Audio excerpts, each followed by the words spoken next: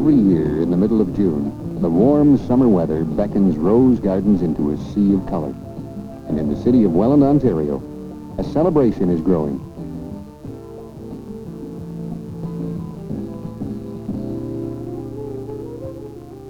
Even though it was named after the canal which runs through it, the city of Welland chose to adopt the title of the Rose City of Canada in 1921.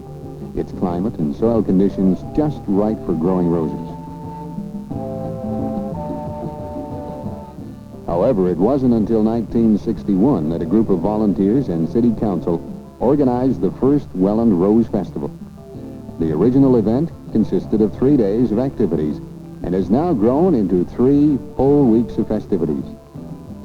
Supported by grants from city council and planned by committees of volunteers, the festival continues to grow. The largest event is the Rose Festival Parade. With over 12,000 participants, it's the largest parade of its kind in Ontario.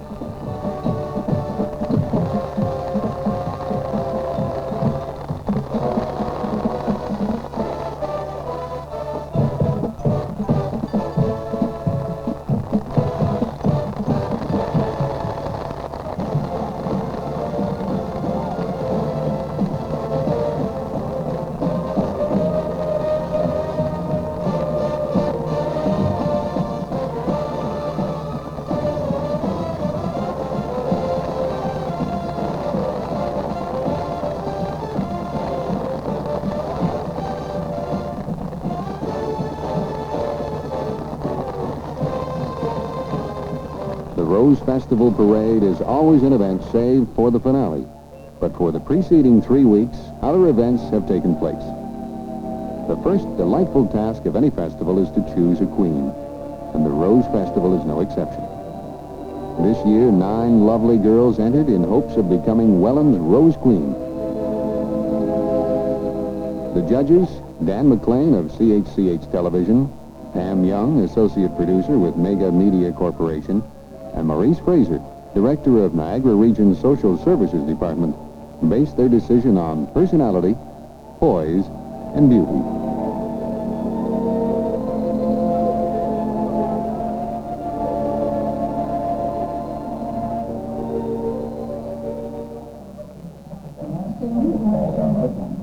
Not only were the girls judged at the coronation, on the previous night, all the contestants enjoyed an informal dinner.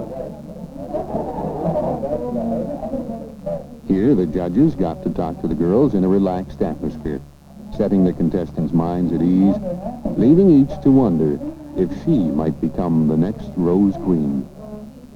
The 1978 Rose Queen is number 2, Nancy Draper, number 2.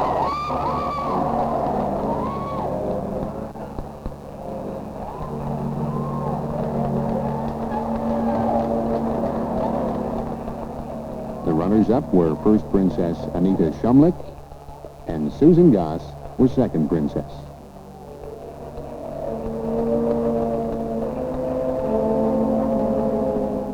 The choosing of a Rose Queen isn't the only beauty contest in the festival.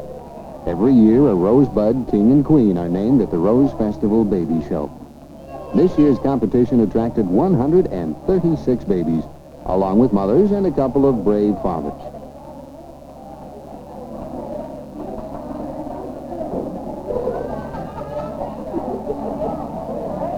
The judges, nurses from Upjohn Healthcare, had a difficult time choosing among the tiny, bewildered faces. But in the end, Jeremy Fox and Kimberly Falardo were crowned Rosebud King and Queen. For those who love music, the Rose Festival has it all. Big bands, symphonies, and rock groups. But a first to the festival, and sure to be back next year, a country and western jamboree featuring Skip Nielsen and his Blue Creek Band.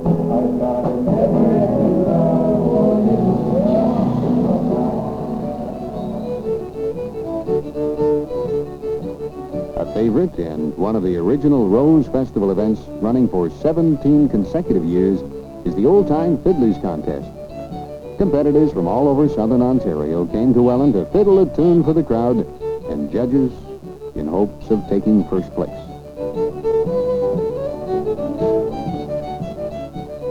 Talented Wally Nash of St. Catherine's took the honor as top fiddler. A little bit of Oktoberfest comes early at Rose Festival time. A Bavarian atmosphere fills the arena for an evening of fun and dancing to the band Edelbach.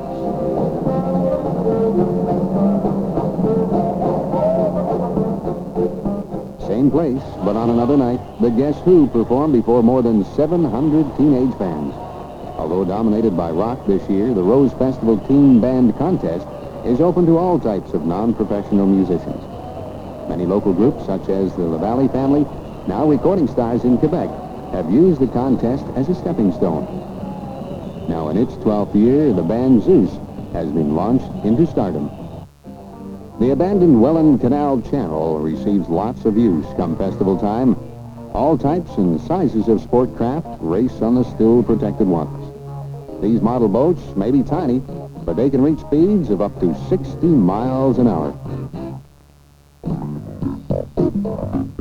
A growing hobby, the model powerboat races brought entries from both Canada and the United States, just as their larger counterparts did.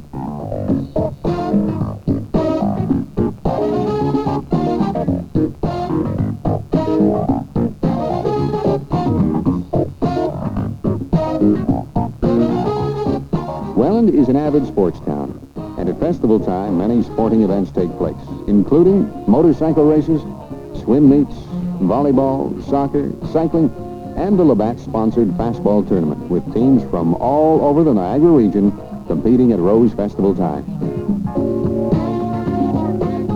Rowing has now become part of Welland and the Rose Festival. The closing of the Welland Canal Channel created a championship rowing course. Even though the South Niagara Rowing Club is young, it's eager, and this year played host to the Ontario Rowing Championships. And it's only a matter of time before Welland's excellent course attracts the World Championships. South Niagara's girls won the Women's Rose Festival Regatta title this year. The Boy Scouts joined this Rose Festival event along with 79 others from all over the province, many camping overnight to be ready for the Rose Festival Canoe Rally at Chippewa Creek Conservation Area. The rally was designed for both the family and serious canoeists, and fun was had by all. It rained a little, but that didn't seem to bother anyone.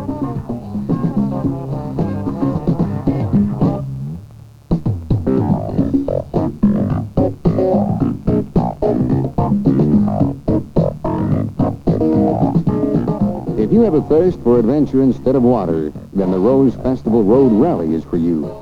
In all, about 40 drivers and navigators took to the streets of Welland in hopes of finding all the checkpoints. It may have been easy for others, but First Princess Anita Shumlick should have stayed in bed this morning. The Welland Fire Department, back this year to defend its title, won't have to worry about losing to Anita in this bed race.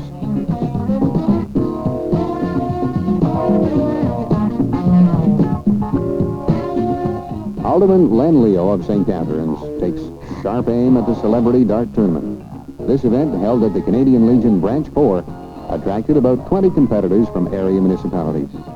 Despite deadly aim by Welland's Mayor Alan Pitts, Welland's Alderman John Truffle won his third consecutive singles title. Hands behind your back, and it's go. That is, out go the table manners for this event at Pizza Delight. Finish your plate first without using your hands, and you're a winner. The loser gets to take his pizza home.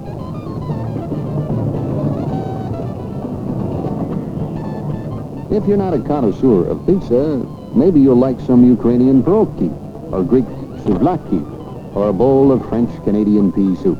Just some of the delicious foods served by the different cultural groups which make up the Welland Canadian mosaic. The international lunch served outside on King Street is one of the many ethnic programs put on by the Welland Heritage Council, not only at Rose Festival time, but all year round.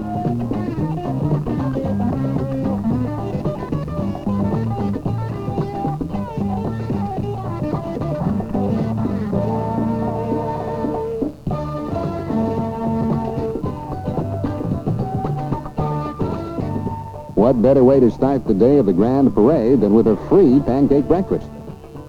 To this crowd of 1,500, nothing. a popular event in Merritt Park. This early meal is put on by the Welland Chamber of Commerce and is well worth the wait in line. Just looking at those golden pancakes makes your mouth water.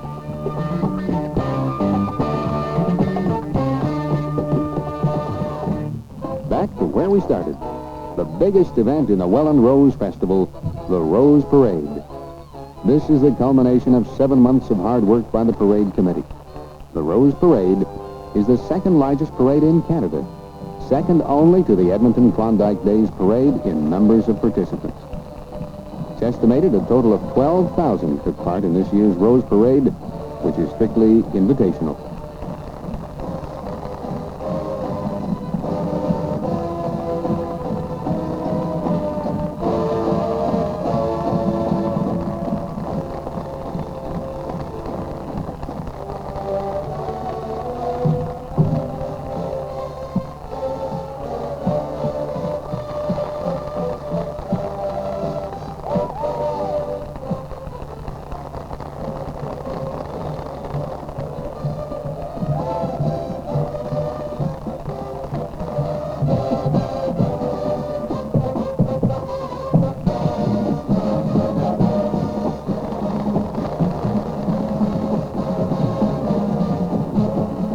After the parade, everyone is welcome to the arena to attend an ethnic day sponsored by the Welland Heritage Council.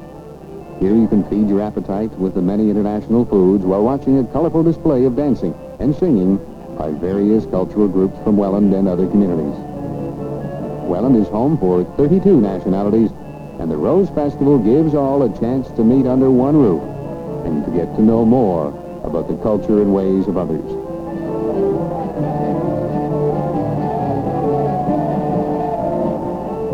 As Ethnic Day continues into the night, a drum corps competition is being held at Plymouth Park. Sanctioned by the Ontario Drum Corps Association, judged by the Canadian Judges Association, and $4,000 in prize money makes competition keen as 7 of the top drum corps in Canada demonstrate a pageantry of color and excitement for the top prize.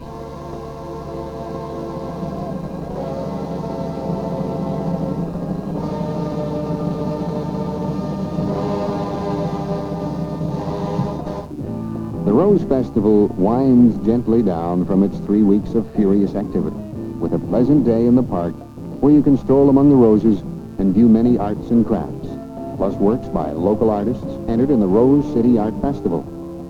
Guest artist this year is Lyle Glover, well known for his superb award-winning watercolors.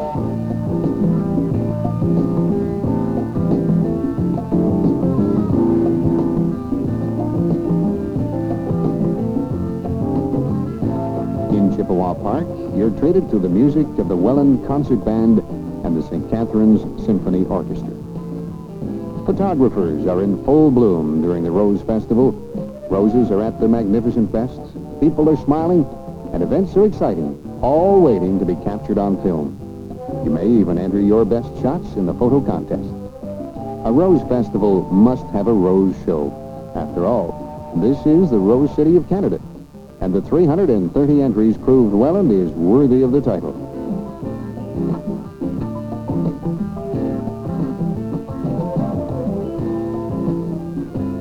Grand champion, a Miss American Beauty cultivated by Robert O'Neill of Welland, puts a colorful closing on this year's Rose Festival. Looking back at all who took part in this year's festival, we find some faces missing, hidden in the background. These are the people who are enthusiastic enough in their community to dedicate countless hours of planning and endless days setting up Welland's Rose Festival on a strictly volunteer basis. This festival may be over, but plans for next year have already started. So when the roses bloom in the summer, so will Welland. Plan now to visit Welland at Rose Festival time.